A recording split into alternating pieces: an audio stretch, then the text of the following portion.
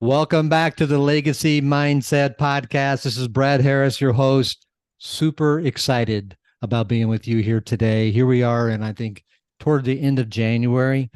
And of course, here in Kansas City, we had snow this morning. So definitely in winter time, but I actually love this season. It was kind of our really first pretty snow that we've had here in KC, and just great. You guys know I live on a lake, and so it's just beautiful with all that. So, but I am ready for springtime to come. Okay, I'm totally ready for springtime to come. But well, listen, today I'm super excited about our guest today that we're going to have on. This is a gentleman that you guys, way back when, you guys all know I'm in Herbalife. I started in 1993, and this was a person when I came into the business who was a huge mentor from stage, because I'll talk to him here in a little bit about this, but we actually had a school in Kansas City. Him and Becky Smith, and we'll talk about that, came to Kansas City and did that school. He's one of the very first people I saw train here in Kansas City. And then I saw him on the big stage, and then just became a huge mentor. And then later on, which was great, because you see people like that, you're like, I want to be able to talk with him, sit with him. And then we started traveling around the world together, vacations together. And he's became a huge mentor of mine. A lot of my concepts are built from him. A lot of my style is built from him, and the way he speaks, the way he talks, and you guys are going to love this interview. So he's been in the company, the Herbalife company, guys, for almost 43 years in June. Okay, so basically when the company started. Okay, he was, of course, worked with our founder Mark Hughes, who founded the company. He told me he's been in 51 countries, trained in 51 countries around the world, guys, has business all over the world. And we'll talk about that. He's an incredible mentor. He's an incredible trainer, but also he's just a great man. He's a good Christian man. And he's just an amazing individual. And you'll find out as we get in. So I'm going to bring on my good friend. I always said California, but now he's in Dallas, Texas. He's moved on us. He's in the good state of Texas now. So I'm going to bring on my good friend Dennis Dowdell. Dennis, how you doing, buddy? I'm doing great, buddy. It's great to be here, and it's great to be in Texas. I tell you Oh what, yeah, I love it. the, yeah. the, You the don't got weather's a that. little different than California, but Yeah, it's great. definitely. The weather's just a little bit different, and never know in Texas. Missouri here is always like you never know what tomorrow will bring. But so That's right. definitely so. They've been telling us, oh, this isn't normal. They've been telling me it's not normal for 4.5 years now. So Isn't I'm that funny? understanding there's no normal. There is no. That's so true. People always like, oh, this usually doesn't happen. It's like, yeah. Well, Dennis, excited about being on to you today. And it's like I said, we've been great friends for a long time. And um, but when I came into business, Dennis, you were someone that I looked up to, because you actually you worked with the company in the very, very beginning. But I kind of like just go back. It's like your childhood a little bit, just kind of get people warmed up to who you are and how you got to this. We'll get to this point where you're at today, but kind of give us a little background on you, and we'll kind of chat a little bit. Okay. Well, that's great. I appreciate that, and thanks so much for having me on. Brad. I mean, what an honor. I mean, your podcast here has just had a tremendous impact. I'm constantly hearing people and hearing the quotes and the impact that the podcast. So thanks just for expanding your means to reach out and make a difference for people, because that's the essence of what we want to be able to do. And it's real interesting, because as you talk to me about my childhood, uh, so much of that kind of thought process was really developed from very early, as from when I go back to my very first memories. And my mom had been divorced. I was just about 3.5 years old. My mom was divorced with three kids, me and my older brother and sister. And so I never really knew my paternal father. Okay, Mm, I have zero memories of him. I've wow. seen a picture of him. That's about as much as I know. But my mom ended up meeting my dad, who was 19 years old in the Navy, Mm, and he fell in love with my mom, who was 5 years older, 24 years old, with three kids under seven. And and the odds of there being any success in that relationship was nil. In fact, the longest anybody gave him was 6 months. But what they underestimated was my dad's love and commitment to living life according to his values. Wow. Now, he never would have phrased it that way, but Mhm. that's exactly what it was. And my dad was a model of love, loyalty, and commitment. Wow. And I mean, it really was amazing. So my thinking is, I got the best of both worlds. Wow. I got the DNA of my dad, but then I got the life of my dad, who adopted me. He chose me. He chose my mom, but he chose me. He adopted me, Wow. gave me his name. And so I got my DNA from my paternal father, but I got my character from my adopted father. And what a cool. huge difference that was. I mean, it was just, you know, I used to follow him around. I mean, I probably shouldn't say it, but I would sit outside the toilet, you know, waiting for him to come back out. I just, wherever he was, I just wanted to be with him, you know. Is this in And California? so, Is this in California, or where yeah, is this was in California. California. Okay. And they stayed married beyond the odds, you know, for the rest of their lives. Wow. And it was really, really amazing. And when I was 14, and my dad, he overcame things. He was a, you know, high school dropout, but he wanted to be a fireman, and he did whatever it was going to take for him to be able to pass the tests in order to be able to get on the fire department. And so I had this example of overcoming any obstacle. You couldn't wear glasses on the fire department. And my dad, he wore Coke bottle glasses. I mean, like literally, you got to understand, this is back in the early, late 50s, right? Okay. And he was wearing like Coke bottle glasses. And they had just come out with contact lenses made of glass, not the soft stuff. Wow. And so he learned to wear these contact lenses. He goes in to take the test for his fire department. Can't wear the glasses, right? So he got these contacts in, right? Of course, the doctor tests. He goes in, he checks his eyes. He's okay. And he says, "Oh, excuse me, I just need to use the bathroom real quick." Goes into the bathroom, puts the contacts in, comes back in, reads the chart. No, I'm telling you, this is what he did. This is what he did, right? He gets on the department. And for 6 months, you're not allowed. After 6 months, you can. 6 months and 1 day, his eyes got so irritated with the contacts, he couldn't wear them. He puts on his Coke bottle glasses and goes into the fire department. And everybody goes, "What the?" But, you know, but that story, what he did to do that, you know, those are little things that are caught, not taught. Yes. That is so good. And it was just phenomenal to see, you know, how that did. And when I was 14, he got in a car accident that just completely handicapped him. He was close to death.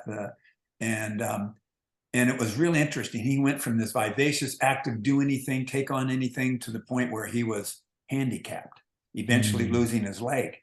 And it just hit me to say, you know something, no matter what goes on in life, at any given moment, things can change. Wow. And to watch how he adjusted was phenomenal. Wow, Dennis. Again, so it's wow.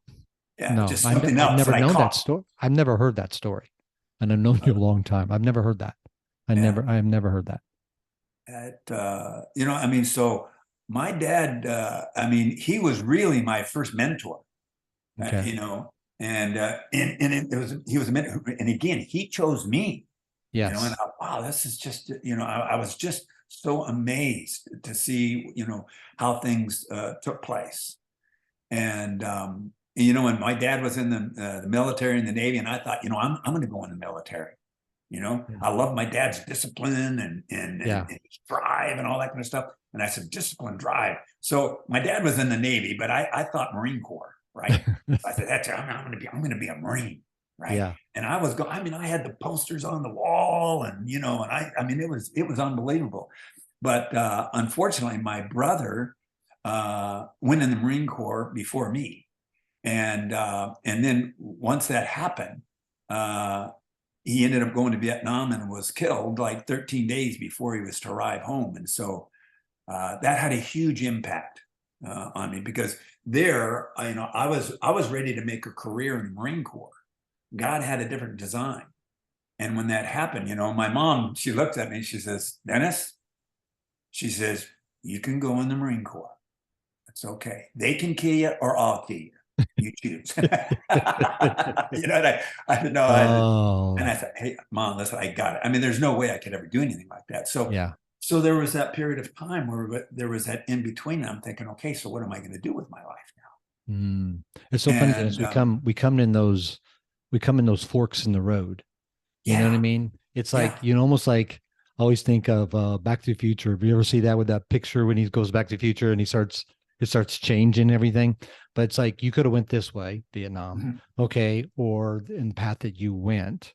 And mhm. just think of the changes. Oh my goodness. And we'll talk more about this, but man, I Yes, mean, there's always these forks in the road that we take, yeah. but you said They're probably turning God's points. path. And so, yes, Yeah, I've just called them turning points, and yes. I think those are things that happen. And what was interesting, it was not long after that where I became a Christian, on Mm, March 1st, 1970, wow. and it just totally changed my philosophy, my Okay. approach to life. It taught me how to think different, Okay. and all of a sudden it opened up a perspective, the big picture beyond right now. And it was really interesting because my philosophy changed, the way I process things changed.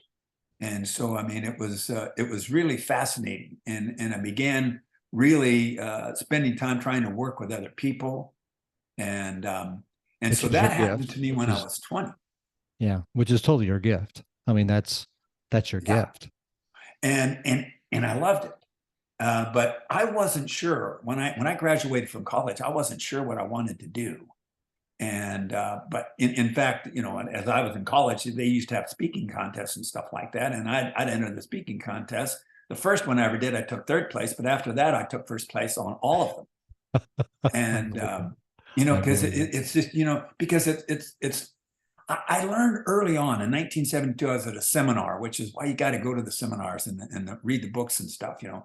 But I went to this one seminar and it just realized that, you know, a message from the mind reaches the mind, but a message from a life reaches a life. And I thought, I just have to share Mm, life. I just have to mm, share reality. wow. And so that's what would get it. That's what made that difference for me. I just share the realities of life and how to learn how to respond. You know, because we have no control over circumstances. You know, we have no control over things, but we have absolute control over how I respond to circumstances and things. Yes. Wow. And so that just made the biggest difference for me. And so I was just kind of wondering when I was coming up on my 30th birthday, I'd been driving a school bus. So this is And your 30th birthday. So you get out of college. yeah, Okay. and I wasn't sure what I wanted to do. I didn't want to just go get a job.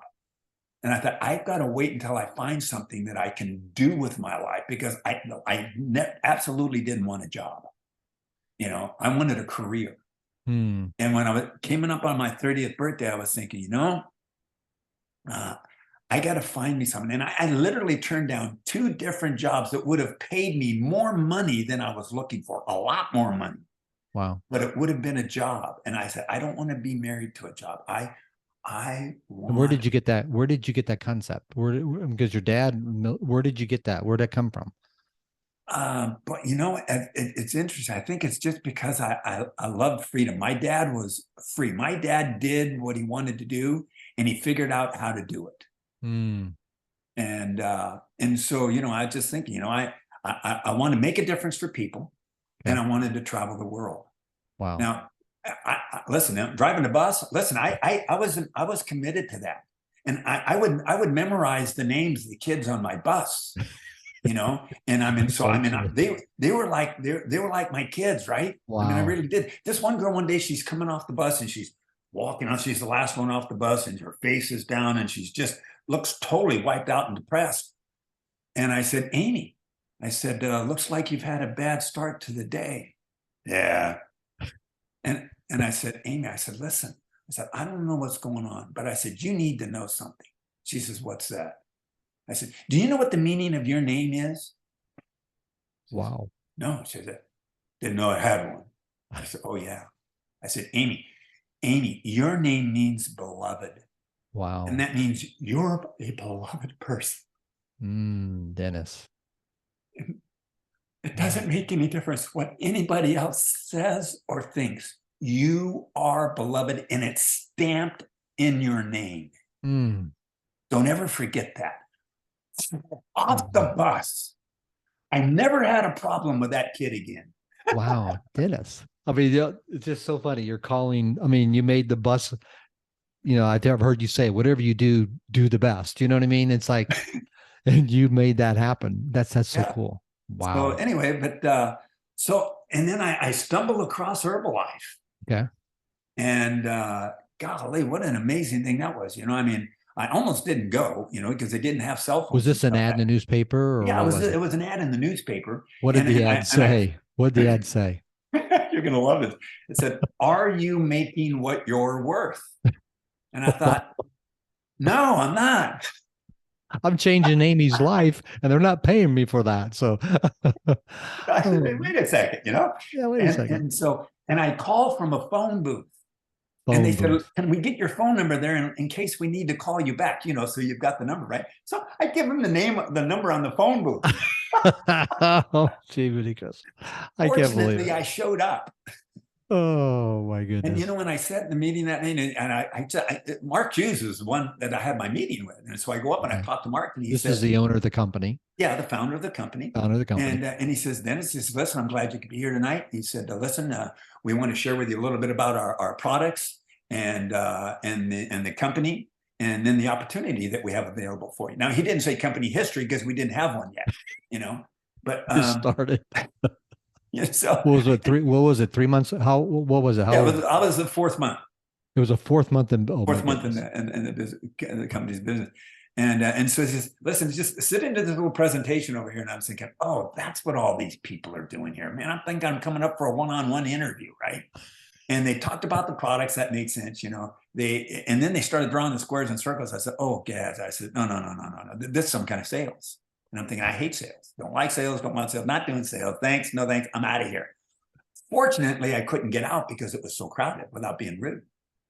And then the last 5 minutes, Mark got up and he started telling the story about his mom and the impact that made on his life. And because of that, the death of his mom, trying to lose 30 pounds, that how he then committed the rest of his life, and it gave him his life's purpose. This tragedy, created his purpose.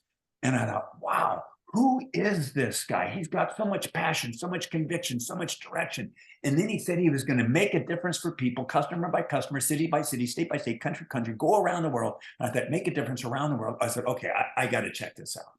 Wow. And that's what started it. And I'll never forget the conversation I had with Mark. I said, "Mark," I said, "the problem is I hate sales." And he says, "But didn't he said, didn't you tell me you're working with college kids?" And I said, "Yeah." And he said, "Well, what do you do with these kids?" And I said, "Well, I just help them deal with problems." And he says, "Well, what kind of problems?" "Well, school problems, relationship problems, whatever problems they deal with." He says, "Well, do any of them have any health or weight problems?" I said, "Mark, have you never heard of the freshman 15, the freshman 30? I mean, come on." And he said, "Well, do any of them have financial problems?" "Financial problems? Mark, they're in college." Yeah. Nobody has money, right? And he said, "Listen," he says, "you just have 2 more problems you can solve." Wow. And the light switch went off. I don't ever have to sell anything. All I have to do is solve problems that they have never been able to solve up to that point in time. And that was it. Dennis, this concept that you just gave right there, because I've heard you say this, you know what I mean? And I'll never forget, you said, "Brad, if you don't have a problem, you don't have a business." That changed the direction of my business. It's like I got excited about problems in the morning. And it's like that concept that you have right there is so powerful. I mean, for everybody listening, I mean, it's so powerful. Well, and it's just so true because, have you ever grown or developed anything without a problem? No. Problems equal progress. Jim and those guys said all the time, the bigger the problem, bigger the paycheck. Yes. And so that was what it was. And I got that. All we had to do is solve a problem. And every problem I solved created more value in what I had to offer. And so we just solved one problem after the next, and we just created and added to our value. And so there's an accumulation. And over the time, and you go through these things, but it's because we had mentors like Mark and like Jim. And I learned early on that to have a mentor, to have somebody who's been there before, who could guide and direct me. Listen, I'm just not that smart. And a lot of people say, okay, yeah, but I am smart enough to know what works. And I'm a great copycat. Now in school, you get docked if you try to copy. You get a bad grade. That's not good. But in the world, you want to copy the things that work. You want to copy the principles and concepts that have created what you want to have. And I don't know why, I got it early on. And so I started getting around. And you know what's amazing, Brad? And this is because look, here, you've got this podcast here. Listen, you don't have to do this. Yes. You don't need this. Right. This is something extra. This is a part of your contribution. And so, to be able to give back, that's where that real joy comes from. I mean, so many people, it's kind of like you say in your headline deal, you start out in survival, and we want to move to success. But the way to success is through being a servant. Survival, I go from survival to servant. That was the beauty about Herbalife. Herbalife gave me a way to serve. Yes. Because I'm thinking about my health problems, my financial problems, my problems. And now when you get involved with a company that's a service company like what we're involved with here, where we're trying to help other people, now I'm focused on their weight problems, their financial problems, their issues. And if I can help them solve their issues, my problems disappear. So good. That's the craziest thing. So good, Dennis. So Dennis, you've mentioned several times, just for the listeners who doesn't know, you've mentioned the word Jim, okay, several times. And so tell Jim Rohn is who you're talking about. And so tell him a little bit about Jim. And of course, you were majorly worked with Jim. So why don't you talk a little bit about Jim and to them and who he was and the effect? And you've already said it several times, but just kind of give him, just how did you meet him? Because I know he came in the Herbalife, career very early. So talk about him a little bit. Well, I tell you, probably one of the most amazing men I've ever met. I mean, this guy is wisdom personified. This guy could say more in one sentence than most people could say in one conference. And see, Mark knew that.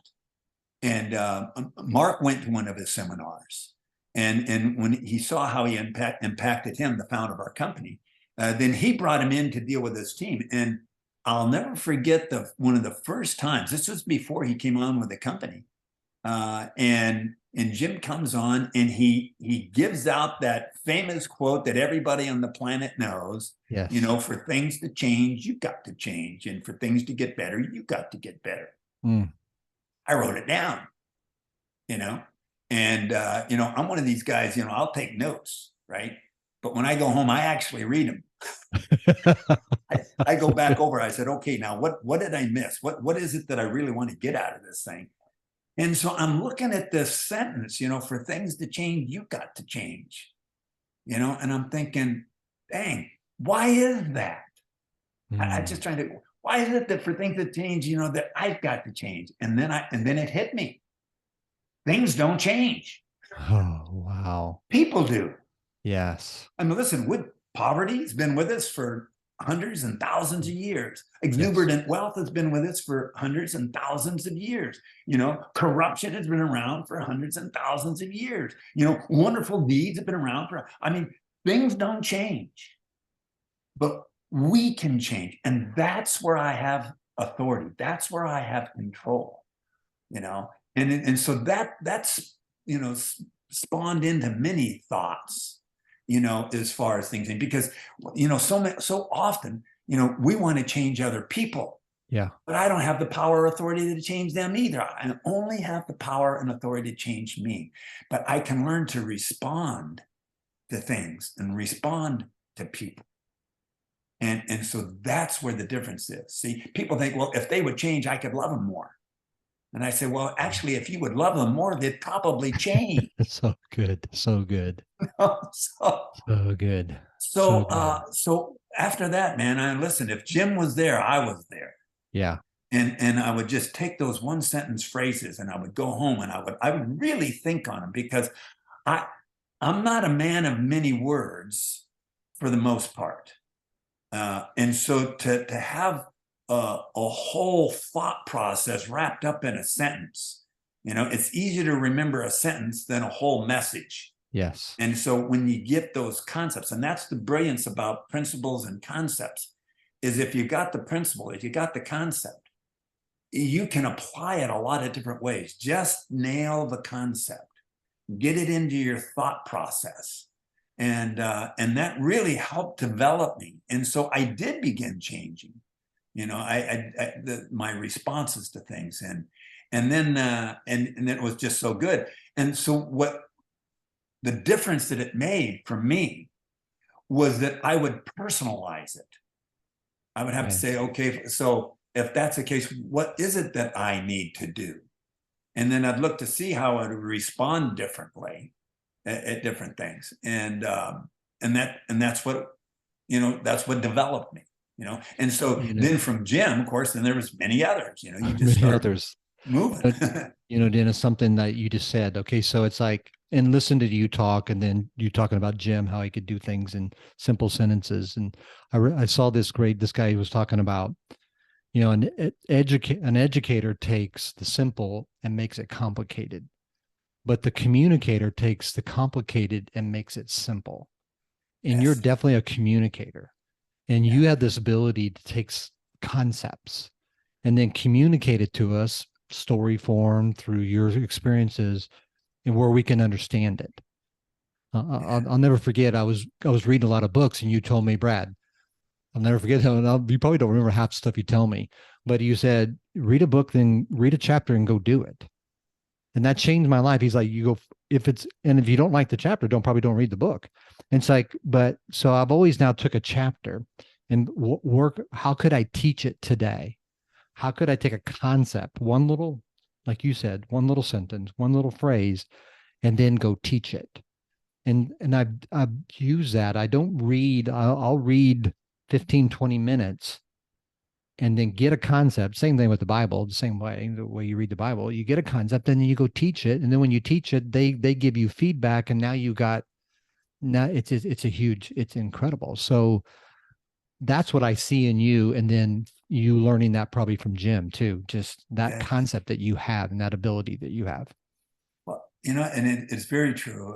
I think and you're such a student, Brad. I think you're probably one of the most prolific students that I know. Seriously. Thank you. And the thing I admire so much is you don't just learn to learn.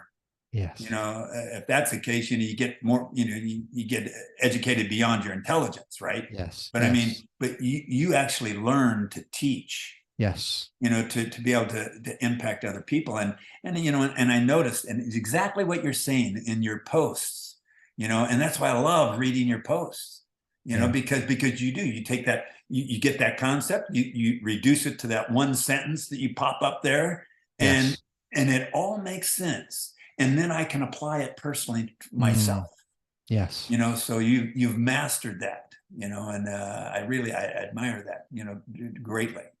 And, and this is all a part of that accumulating process, because you go through the ups and the downs and the ins and outs. And, it's like we were talking about in the beginning, the problems, the problems is what, creates the path.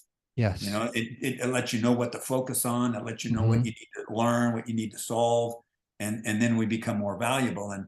And really that's really what I've come to that point where all of a sudden, in fact, one of my mentors, Bob Beal, he had mentioned about a little over a year ago, and he's been with me. I've been with him, I should say, for over 30 years. Wow. and So way back. probably the Wow. wisest human being I've met on planet. Wow. I mean, so many of the concepts that I've learned to develop has been because of him. And but so as I developed those things, it's very interesting to see. And he said, Denny, well, all that you've accomplished, he said, what is it that allowed you to develop this amazing team that you have, that's given you the lifestyle that you have? And I said, well, they're just all these just ideas, things from Mark and Jim and these different people. And he said, well, why don't you just write them down? Why don't you write down the principles? And I said, oh, okay. I just started writing these things down. I mean, for things to change, you've got to change. I started getting all these things down, writing all these ideas and stuff that we've accumulated over the years. And then when he finished, he says, Danny, says, that could be a book. Wow. And I went, son of a gun. And so that's what started this new path. And what's interesting is because no matter where anybody is in their life, they're at a point in their life that is very significant for that time in their life. And I used to think, and when you're in your 30s or 40s, that's the prime time. That's what so many people think. But it's very interesting. Bob wrote a book called Decade by Decade, and he just laid it out. And when I understood this, it changed things. And it really, it's added more significance and more meaning to my life. And he said, then he says, when in your first decade, you're just looking for security, right? Mm. And in that second decade in your teens, there you're looking for self-awareness. Who am I? Right. Yes. Yes. And then when you get through your teens and you get through school, and all of a sudden you say, oh, wait a second, I'm out of school now. I got to get into the real world. How am I going to survive? So we're in this survival, mode, phase in our life. And so pretty soon we get through it and we get into our 30s, and then we begin to succeed. We said, all right, I've done it. I've learned it. I'm doing good. I've overcome. I'm making it happen. Look at me. I've made it happen. I've succeeded. And then you get into your 40s and you say, okay, I've succeeded, but so what? What difference does it make? And so in our 40s, we're kind of looking for the significance of things. It's kind of like and it's exactly, I love your podcast, the idea we got to go from success to significance. Yes. And so we become, all of a sudden we realize the significance of it. And now we can begin. See, people talk about the first half of life. Listen, it's that second half. Bob Buford, we talk about that, the halftime, right? Yes. And in the 50s, you now have succeeded. You now have significance or meaning to it. So now during the 50s, you get your stride. You say, okay, now I've got it. Now I can really get into motion. And then when you get to your 60s, it's interesting. Brad, did you know the most successful decade in a human's life, the most productive decade in a human's life, is in their 60s? Wow. Seriously. Because they've succeeded. I'm excited. They have meaning. They've developed their stride in their 50s. They're working out the kinks. And now in the 60s, we got the strategy. Boom. Let's just lay it out. I totally get that. This strategy, and things just explode in our lives, right? And then we hit our 70s. Now I'm finishing up my 73rd year here, right?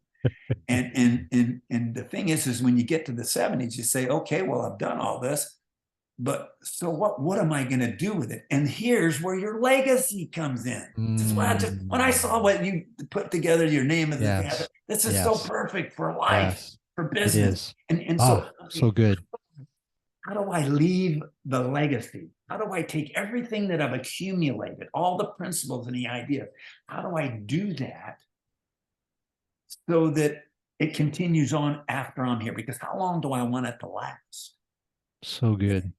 And so that's where, that's basically where the book came in. And what's interesting, Brad, think about it. And I don't know about you. I mean, maybe I think families maybe in the Midwest were probably closer, but, out in California, we're also independent. My family has watched what I've done over the years. They've seen the success. They've seen the first $1 million home ever purchased by a distributor in Herbalife. You know, I mean, Mark had the first one, right? I had the first one by a distributor, and other people had big homes, but they bought them back east. I had to buy mine in California. So wow. But you know something, I realized they know what I've done. They ain't got a clue how I did it. Wow. You know, we never really had that conversation. They never asked me the questions that people like you ask, or people who want to grow and learn ask. You know, they never asked this question. I thought, here's the way where I can put in print, you know, what basically I've learned over the years, so that they can take it with them and give it to their kids and their grandkids. You know, so it was really just a part of that 70s of succession, leaving the legacy, so that you know, that the difference can continue. So Dennis, so good stuff. Okay, so a couple things. I'm gonna just backtrack a little bit. Okay, so he talked about, guys, just want to give you some stuff. He talked about Bob Bill, and so Dennis, this was back in the 90s that Dennis got me to read this book. It's called Leadership Confidence, and Dennis, like, it's been updated like 100 times probably, but anyway, since then. But this is a book, guys, I read probably once a year, and so and I do, and a lot of my concepts are out of this book. So I just want to, like I said, if you guys look into, he's talking about some, you know, of course, he talked about another book, which I have not read yet, called Decades by Bob Bill. So I'll probably get that book. And then, of course, Dennis was talking about his book. And if you guys want to get it, it's Maximizing You. Okay. Standing on the Shoulders of Giants. Okay. And this book, you know, written by Dennis Dowdell. And so it just came out. It's actually got my copy last week. And thanks for sending it, Dennis. And so, but guys, these are, like I said, if you're looking for some material, just powerful. And then he said another book, he talked about Halftime with Bob Buford, which is actually this whole concept of this whole podcast came from that book. So it's just very powerful. So I just kind of want to throw that out, you know, because Dennis is throwing out some gems here and in stuff. And of course, I know you're an avid reader. And so something I want to talk about too, Dennis, is like, because you're kind of getting into Herbalife and your years in Herbalife. You know, we talked about you're in 51 countries. Tell them how many, guys, just to show how many leaders Dennis has developed in his lifetime in Herbalife, 43 years. Tell them your organization. You told me the other day when we were in Dallas, you were telling me these numbers, which are, and I know you probably got them memorized. And so tell me the numbers of, like, supervisors, presidents, team members, chairmen. You got all that down, I think, don't you? Well, I have no idea how many supervisors. Okay. That probably would be over the top, but there's about 275,000 people in the team. Wow. 275,000. Wow. You know, scattered across, you know, 60 plus countries, I guess. And of those, I've got about 270 presidents team. Wow. And of those, there's 8 chairmans. Wow. And 3 founders circle. 3 founders. So guys, just to, if you're listening in, I mean, 270 presidents team members, that's the top 1% of the company that he's developed. These are 6-figure earners plus. And then you got, you know, chairmen, which probably would be 0.001 of the company. I don't know how many chairmen are in the company, probably only 80 or 90 in the whole company, you know, a $9 billion company. And then he's got founders, and that's stratosphere, guys. That's stratosphere. And so that's amazing, Dennis. When you look at that, what do you see when you say that? What comes to your mind? What I mean, school bus driver, you know what I mean? Walking into a thing. I don't like sales, but I think I'll take a try at this. What comes to your head right now when you say those numbers? Because those are, there's nobody hardly has these numbers. It's like, what comes to your mind? Well, let me give you the other side of the ledger. Okay, good. Okay, that's good. Okay. If you were to take those numbers of Yes. the you know, the president's team and chairmen and founders, if you were to put them on a printout, you know, at 59 names on a page, it's going to cover maybe about a quarter of an inch. But the printout of the people on my team basically is about 18 inches high of 59 names on a page. Oh man. So in other words, if I'm going to take credit for the heroes, I got to take credit for the zeros. Wow. And there's a lot more zeros than heroes. So I don't take credit for either one. Yes. And that's been a part of my philosophy and my strategy. We have a proven product. We have a proven system. And my job is just to make sure that you understand what's available to you. What you do with it is up to you. I'm here to back you, support you, educate you, equip you. But after that, it's up to you. And so that's really been the key for me is I present it and I say, here it is. This is how it works. Question is, what are you going to do with it? And I'll equip you. I tell people, I mean, from minute one, my purpose is to put myself out of a job. I want I want people to know, and regardless of what business you're in, I want people to know what I know and be able to do what I do. Because if they know what I know and do what I do, they can get what I got. And then after that, it's up to me. And that's where the freedom comes in. Yes. See, that's where the freedom comes in, is to put myself out of a job, to equip them. Because if I'm doing all the help, I tell people all the time, never help your people. Never help your people. Okay? Because when you're helping the people, what are you doing? And don't get me wrong, that's a part of the service. But I mean, what I mean by help is, okay, well, I'll do this for you, I'll do that for you. Never do for your people what you can do, they can do for themselves. Absolutely. And so I want to equip the people. Jim Rohn used to say, listen, man, I mean, it's not going to look good if you're, spoon feeding your high school kid, Exactly. Yes. So in other words, the idea here is to equip them to do the job and then just encourage them. You see, and I mean, think about it. And there's a lot of people out there, and that's why I could work with people who are smarter and better than me. Brad, do you know how many people in my organization make more money than I do? Do you know that? No, I'm serious. Yeah. Lots. And do you think that depresses me?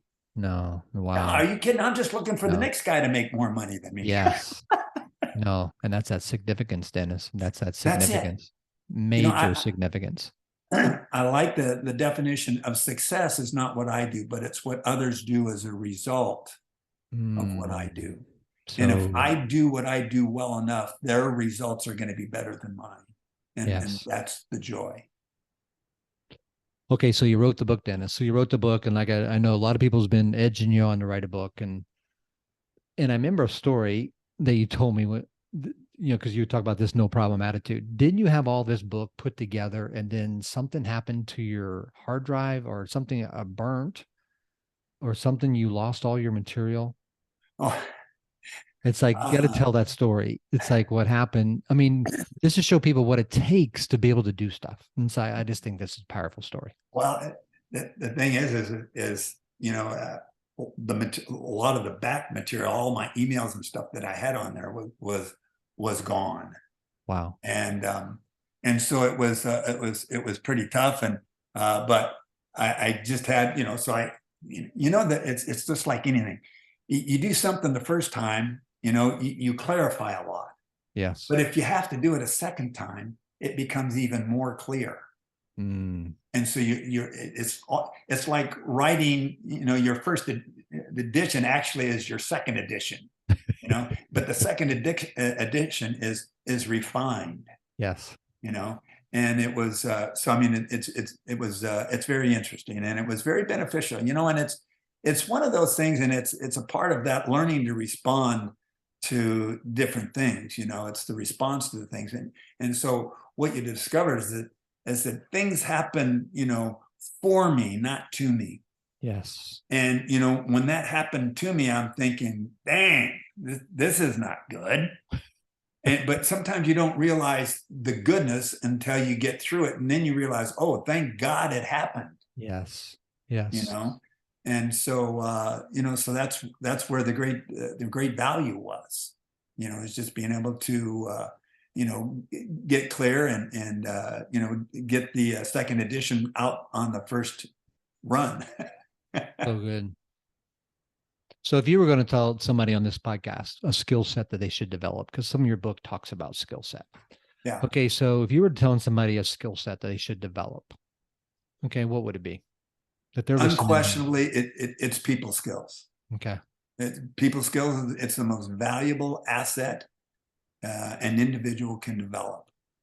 Because, obviously we have to have our purpose. Okay. And, because we got to know, okay, what am I here for? What am I doing? What do I want to accomplish? I've got to have a purpose in order to move, to do something. If I have no purpose, I have nothing really to do. It doesn't make any difference anyway if there's no purpose. And in order to develop my purpose, I've got to develop myself. I've got to become the person necessary to fulfill my purpose. That's why the process is I need to focus on who I am, because who I am determines what I do. Okay. What I do determines what I have, and what I have determines who I help. And so that's my thought process. But in order to go through that process, we have our purpose, we have our process, okay, where we develop the mindset, right? The personal development. But we go from process to problems, and all problems, for the most part, have to do with people. So people are our biggest problems. But here's the interesting thing. People are also our greatest source of solutions. So we go from purpose, the process, dealing with problems, which involve people who are actually the solutions. I just got to get I got to hear the problem people, hear the solution people, and I got to talk to the solution people to learn how to deal with the problem people so that I can get through the problem, through the process, and fulfill my purpose. So it goes, purpose, process, problems, people, problems, process, fulfill my purpose. Go. Let's just climb the ladder, step by step, Oh, wow. So people skills are absolutely the most valuable asset. I remember hearing the story about the guy who was going to, they were looking for somebody to head up Porsche. And this was before they got into the racing and a lot of this stuff. And it was down to these two guys, and he brings this one guy in one of the Porsche owners' sons. He comes in and he's talking to this guy, Bob something, I forget his last name now. But he said, listen, he says, you've got all of our manufacturing plants. He says, you've got all of this equipment. And he says, and then over here, you have all the people. He said, if you had your choice, and you could pick one of the two, who would you pick? And the guy said, the people. He says, and the guy says, you're hired. Wow. And it's because it's people, we build people and people build the business. Yes. See, that's the deal. So we need to develop people. And when we can help develop people, what people can do is beyond our imagination. That's how things beyond our imagination come into being, and they're able to do what they do because of mentors who have put it infused into their life, invested into their lives. This is why it's important not only to have a mentor, but then as we move along in our lives, we want to become a mentor. Yes. Wow. That's good. That is so good stuff. That is so good stuff. And it's like, and you have this concept, Dennis, that you taught me. It's like hard work will get you to the top, character will keep you there. Talk about that. Talk about that. I mean, that was one of those one-liners that I got way back, and that made my life devoted to that. And it's like, but talk about that. Well, I think that's probably the most important part, is because, that's your reputation. That's who you really are. Your character is who you really are. Yes. I tell people a lot of the time, listen, it's so easy. Brad, you know how this works. It's easy to impress people from the stage. Yes.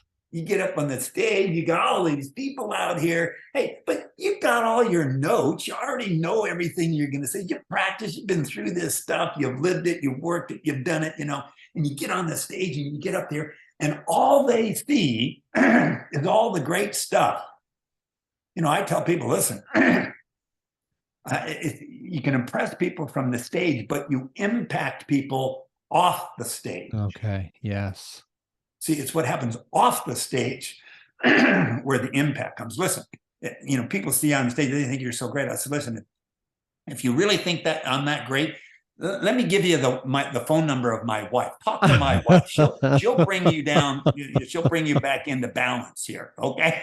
So good. she definitely will. Brad, I tell you, we're going to do a leadership development weekend in LA. Okay.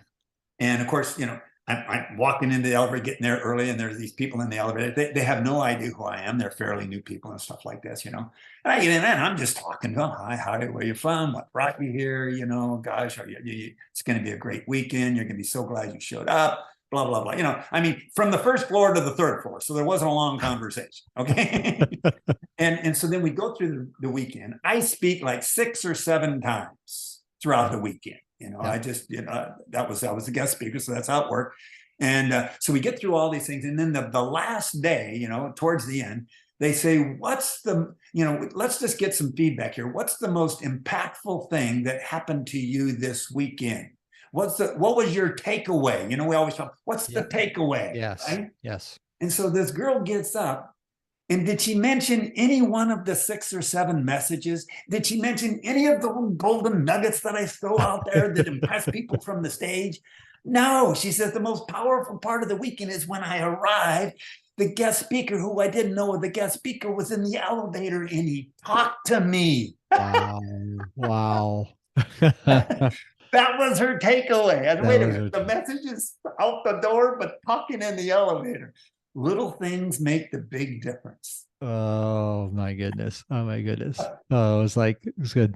I love that story. You ever heard that story? That guy, he went for a job interview and he tries to get a parking spot, but this other guy cuts him off and parks in that parking spot. So he honks his horn, flips him off.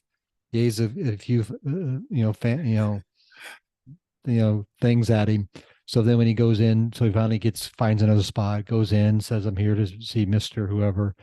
So when they beep it and he walks in the door, it's that guy. You know what I mean? You know what I mean? So it's like, needless to say, he didn't get the job. Yeah. So, but that's that stuff you're talking about. That's who he was. And so it's like, characters. So it's just had an impact on me. And it's like, and I do know you personally. And so it's like, and who you become and in the company and all the stuff that you've been able to do for the company. So just thank you for that, for being that person, a man of God that walks the walk. And so, and I appreciate that so much. So we appreciate you. It. Thank you, Brad. I tell you, it's just, it's been so amazing. People talk about what are your great joys. You are one of my great joys, watching when you first got started, coming out from an airline mechanic, right? Yes. Who kind of counter against everything from the beginning, the negative, pessimistic. What are you doing here? This is crazy. To now where you had that open mind enough, and then you continue that process. And like I said in the very beginning, you're like a student of students. Mm-hmm. And I tell you, that's, so impressive, and it inspires me, and it inspires me to keep going and keep growing. And so what you've done is phenomenal. And so I'm just honored to be on your show, your program here. And thanks for everything you're doing for so many people, around the world, and that you're continuing to grow. Were you in the top something? Whatever it was, 14, 10, 8. What's your number again? Tell me. Top number 10. Yeah. 10. Top 10. Yeah. 10. So, yeah. I mean, look at that. I love it. Yeah. So it's been an incredible journey, but it is the people that you meet, the friends that you make. It's the, we were talking before we got on the podcast, we were just talking about some of our friends and hanging out and doing all the stuff that we do. And yeah, we've had some great, like you said, great memories in the company. And this has been a truly. So just last question for you, and then we'll close out. Okay. You've been in 43 years in the company, you 1980. Now here we are in 2023. 2023 technology, all the stuff that we have at our hands. what advice would you give somebody starting any business right now, looking back on how you started and today? What would be advice to someone to get started with all your 43 years of experience? What would your words of wisdom be to them as they get started and as they're on their journey to get, to try to find that success and significance? It's a great question, Brad. And the thing is, and I hope people will grasp a hold of this, that it doesn't make any difference where you are right now. Mm. Doesn't make any difference what age you are right now. Doesn't make any difference what your background might be right now. Whether you're coming out of prison or you're coming out of a 25-year career going into retirement, it doesn't make any difference where you are right now. The real question is what direction are you going in? What direction do you want to go? What is it that you want to accomplish with the rest of your life? Mm. We can't change the past, and we don't want to be a prisoner of the past. We need to start right now and then figure out, what do I want? So it comes down to what do I want to fulfill? What purpose do I want to attach to the rest of my life, regardless of where I'm beginning? And then just begin that process. Because look at the number of people. Colonel Sanders started KFC when he was 67. Sam Walton started Walmart when he was 58. Wow. You look at some of these people, they start late in their career. So that doesn't make any difference. See, figure out, here's my purpose. And then who do I need to become in order to fulfill that purpose? And that's a part of that personal development, which is why we put so much emphasis there, regardless of what industry we're in. There's plenty of people out there with plenty of information. And in today's world, with the technology, you probably remember, Brad, we used to have to go to the library. Exactly.